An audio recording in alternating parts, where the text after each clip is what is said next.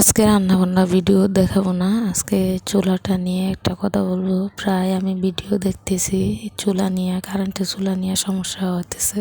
এই চুলাটা আমার অনেক সুবিধা হয়, এমনকি কারেন্টের জন্য কারেন্ট বিলটাও কম আসে। যেহেতু ভাড়াঘরে থাকি, ভাড়াঘরে আসলে একটা সমস্যা, কারণ কারেন্টের মিটার এখন কাঠ মিটার করে দিছে। কাঠ মিটারের কারণে সব জায়গায় এই চুলাগুলা এখন চলতে চায় না, কারণ কাঠ মিটারের লোড কম নেয়, তো তাই কাঠ মিটার গুলা কিলো হিসাবে ব্যবহার করা হয়, কারণ 1 কিলো 80 টাকা করে বেড কাটে।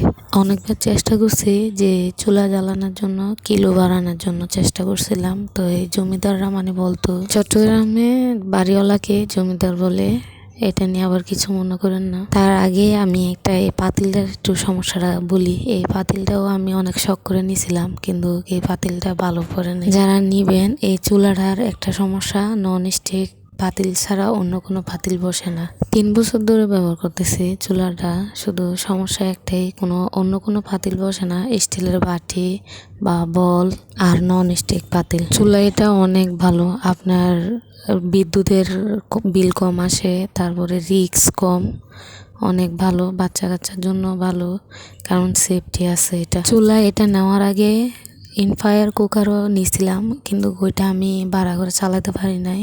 ভাড়াঘরে অনেক সমস্যা দেয়, কারণ এখন কাঠ মিটার হতে এগুলা চলতেছে না। এটা প্রথমে চালু করার সাথে সাথে 1800 আসবে, আর এটা সর্বোচ্চ আপনার 2000 পর্যন্ত, তার বেশি। আমার ইনফায়ার কুকার এটাও আমার বোন নিছিল, তো আমি একদিন আনছিলাম এটা, যখন আমার চুলা এটা ভাড়াঘরে দেখতে সমস্যা হইতেছে, তা আমি ওইটা একটু আনছিলাম যে একসাথে চালাই দেখি। পরে দেখি এইটাই চালাতে পারি, কিন্তু ওইটা চালাতে পারি না। এই দেখেন, আমি এই পাতিলটা আমার ভালো পড়ছে, কিন্তু এই পাতিলটা ভালো পড়ে নাই।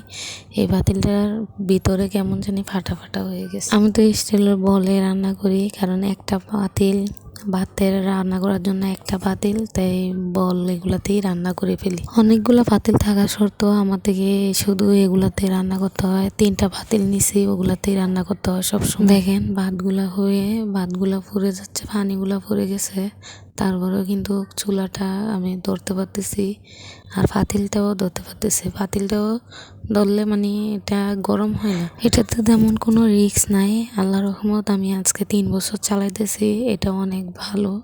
এই চুলাটা আমাকে, এটা কারেন্ট বিলও কম আসে। তারপরে আপনার এটা 3 বছর চালাইতেছি, যে এখনো পর্যন্ত আমার থেকে মেকানিকের দোকানে নিতে হয় নাই। এটা অনেক ভালো।